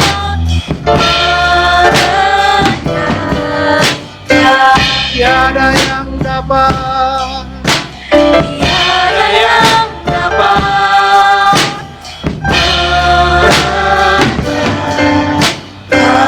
Beri kemuliaan buat Tuhan. Haleluya. Terima kasih Bapak buat firman-Mu. Kami percaya kami boleh menerima keselamatan ketika kami melalui Engkau. Karena Engkau adalah pintu bahwa kami masuk melalui Engkau Tuhan. Tuntun pimpin kami bagaikan gembala yang menuntun domba, dan celikkan telinga rohani kami sehingga kami boleh mengenal suara gembala agung, yaitu Yesus. Kami rindu menjadi murid Tuhan, murid yang hidup sama seperti Yesus ketika Dia hidup. Perbaharui setiap dari kami. Saya percaya Tuhan selalu ada buat kami. Tuhan akan bukakan pintu-pintu yang tertutup Dan tidak ada satupun yang bisa menutupnya. Dan Tuhan akan mengangkat kami semua, Tuhan. Terus naik dan bukan turun. Menjadi kepala dan bukan ekor. Dan tidak ada satupun yang dapat merendahkan kami. Semua karena kami dipilih Allah.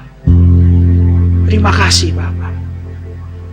Bila firman ini melekat di hati anak-anak, menjadi benih firman yang subur, ke bawah berakar, ke tanah, dalam tanah berakar kuat, menjadi pondasi yang kuat,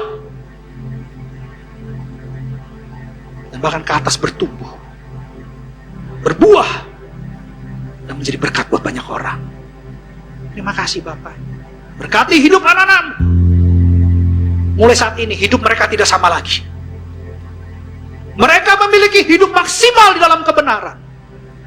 Mereka memiliki hidup yang berkualitas karena kebenaran. Dan bahkan hidup mereka selalu menjadi berkat bagi hormat dan kemuliaan Tuhan. Dalam nama Tuhan Yesus. Terima kasih Bapak. Terima kasih Tuhan Yesus. Terima kasih Roh Kudus. Segala hormat, pujian, kuasa, kemuliaan, kemasyurannya bagi. Dalam nama Tuhan Yesus Kristus. Kami ucap syukur dan berdoa. Haleluya. Amin. Kita akan masuk dalam perjamuan kudus. Perjamuan kudus diperuntukkan untuk orang percaya dan anak-anak yang sudah berusia 12 tahun.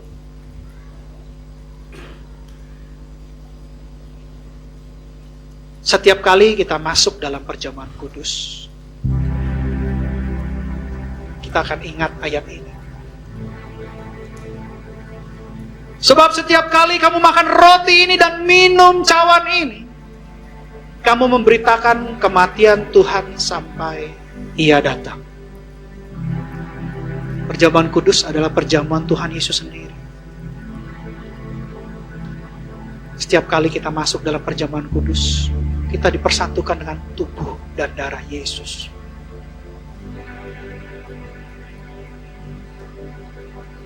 Dia datang ke dunia, menyerahkan nyawanya buat kita. Dia mati buat kita. Dia yang kaya, rela miskin, supaya kita menjadi kaya di dalam kebenaran, di dalam kebaikan. Semua karena kemurahan Tuhan. Tuhan sayang sama kita. Kita akan masuk dalam perjamuan kudus. Tetapi sebelum masuk kita harus koreksi diri. Kita harus bersihkan ruang hati kita. Kalau masih ada dosa yang tersimpan, dosa yang tersembunyi, dosa yang terselubung, akui depan Tuhan. Minta ampun sama Tuhan. Minta ampun. Dia Maha Kasih, Dia sayang sama kita. Tidak ada yang tersembunyi di hadapan Dia. Dia semua tahu, Dia Maha tahu. Oleh sebab itu, jangan simpan dosa. Karena ada tertulis, jadi barang siapa dengan cara yang tidak layak makan roti atau minum cawan Tuhan, ia berdosa terhadap tubuh dan darah Tuhan. Karena itu hendaklah tiap-tiap orang menguji dirinya sendiri, dan baru sesudah itu ia makan roti dan minum dari cawan itu.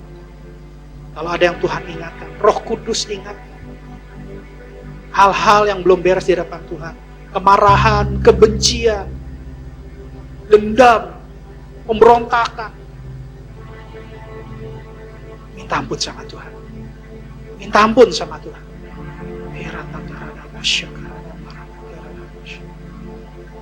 Ampuni hamba-Mu Tuhan. Ampuni kami semua. Ampuni kami. Kalau ada dosa dan pelanggaran kami mohon ampun. Ampuni kami Yesus. Ampuni anak-anak-Mu Tuhan. Ampuni anak-anak. Kau dengar mereka minta ampun.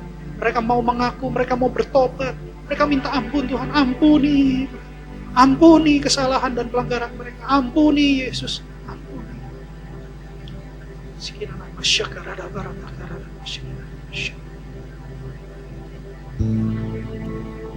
Sebab apa yang telah kuteruskan kepadamu telah aku terima dari Tuhan, yaitu bahwa Tuhan Yesus pada malam waktu ia diserahkan mengambil roti. Angkat roti di tangan kanan saudara tinggi-tinggi, lebih tinggi dari kepala.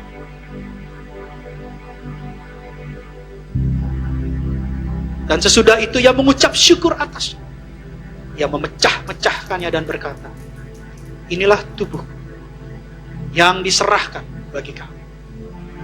Perbuatlah ini menjadi peringatan akan aku. Saudara-saudari yang terkasih dalam Kristus Yesus. Bukankah roti yang kita pecah-pecahkan adalah persekutuan dengan tubuh Kristus?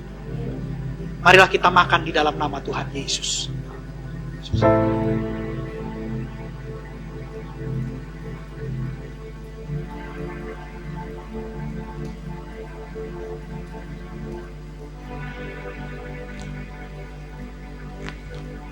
Angkat cawan di tangan saudara tinggi-tinggi. Tanpa penumpahan darah tidak akan ada penebusan. Darah Yesus menebus dosa kita. Demikian juga ia mengambil cawan sesudah makan lalu berkata, cawan ini adalah perjanjian baru yang dimateraikan oleh darahku. Perbuatlah ini setiap kali kamu meminumnya menjadi peringatan akan aku. Saudara-saudara yang terkasih dalam Kristus Yesus, bukankah cawan yang kita minum dengan ucapan syukur adalah persekutuan dengan darah Yesus? Minumlah dalam nama Tuhan Yesus.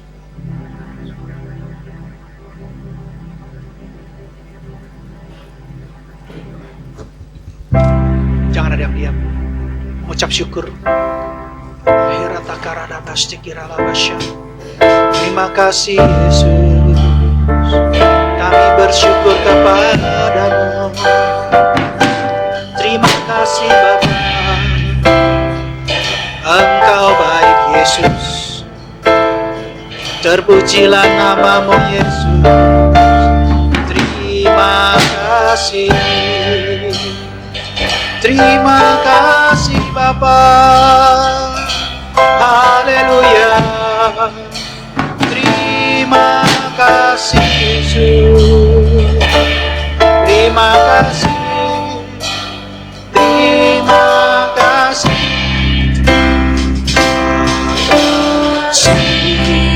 Yesus. Terima kasih Yesus. Hanya bagi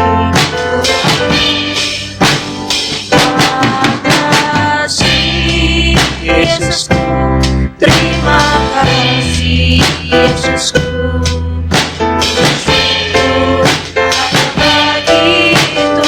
Katakan terima kasih. Terima kasih Yesusku. Terima kasih Yesusku. Hanya bagi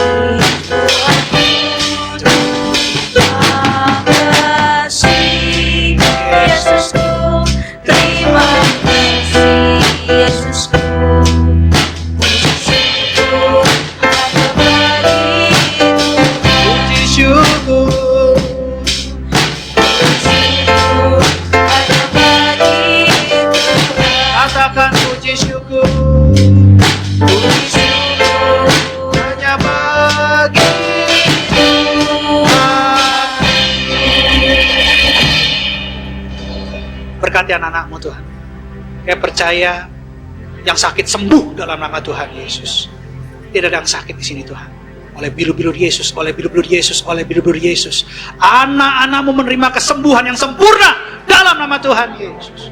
Dan kami percaya imunitas tubuh anak-anak-Mu semakin baik, semakin baik, semakin baik dalam nama Tuhan Yesus. Berkati mereka Tuhan.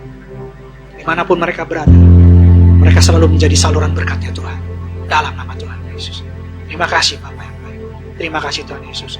Terima kasih Roh Kudus.